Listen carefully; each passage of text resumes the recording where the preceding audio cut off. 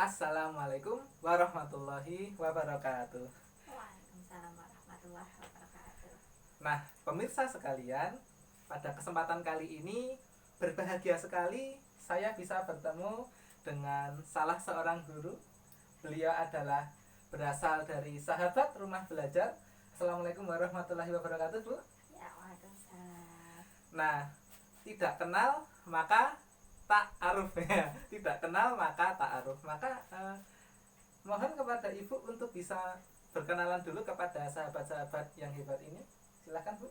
Ya, assalamualaikum warahmatullahi wabarakatuh. Waalaikumsalam. Ya, perkenalkan nama saya Eva Zuniana Nurrahmah dari SD Ciren Panda, Bantul, Yogyakarta.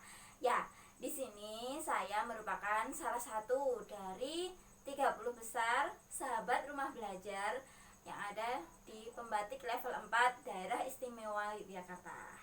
Ya, salam kenal. Ya, menarik sekali ini. Jadi Bu Eva ini adalah salah satu ya guru yang lolos ya tadi ke pembatik level 4 ya.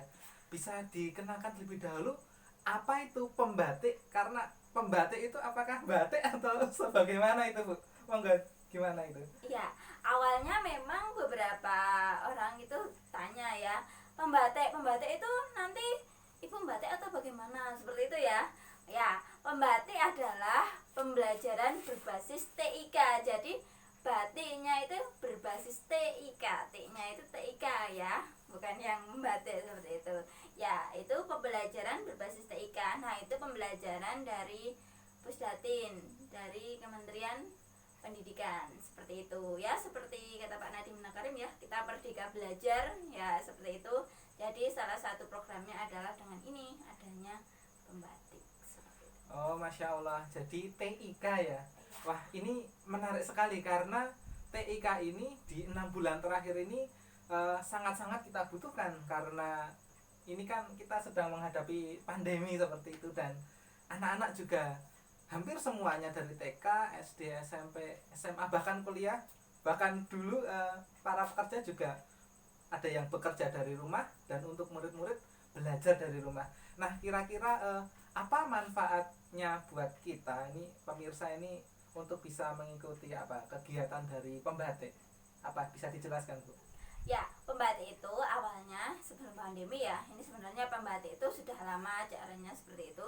Nah, pelatihan ini sebenarnya untuk mempercepat pertumbuhan pendidikan di Indonesia, seperti itu. Tapi dengan adanya pandemi ini ya memang krusial ya. Ya mau tidak mau ya kita memang harus belajar TIK, seperti itu. Nah, dengan adanya pembatik ini kan ini membantu kita dalam pandemi ini, dimana kita harus belajar tidak bisa bertatap muka dengan anak-anak seperti biasa, tapi kita memang harus secara daring ataupun luring, seperti itu. Wah, jadi ini sangat-sangat membantu sekali bagi guru ya, Bu ya. Ya. Bahkan sebenarnya nanti kalau video-video yang sudah diupload juga bisa bermanfaat bagi orang tua juga nggih. Ya. Ini ada yang mungkin saya tanyakan nih, karena juga banyak yang bertanya ke saya melewati saya. Kira-kira apa harapan dari pembatik ini, outputnya seperti itu? Ya, dengan adanya pembatik ini ya, ini kan uh, ya kita sharing saja ya. Kita sebagai guru ya, kita memang harus terus belajar dan belajar, apalagi dengan adanya pandemi ini. Memang kita kalau kalau biasanya kita harus tatap muka, nah kita memang harus memutar otak bagaimana kita harus belajar secara cepat ya.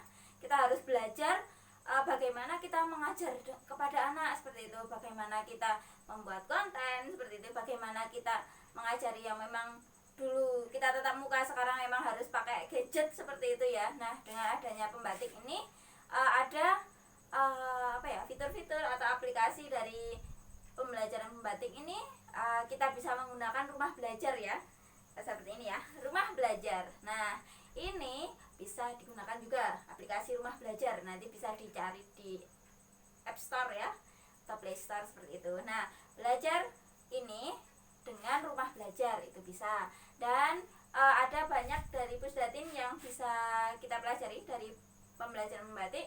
Nah, itu nanti ada TV edukasi, ada mobile edukasi, ada edugame dan banyak lagi sebenarnya dari Pusdatin itu seperti itu. Nah, nanti juga kita dalam membatik itu juga diajari bagaimana toh kita membuat video, bagaimana kita membuat multimedia, bagaimana membuat pembelajaran yang memang berbasis TIK seperti itu.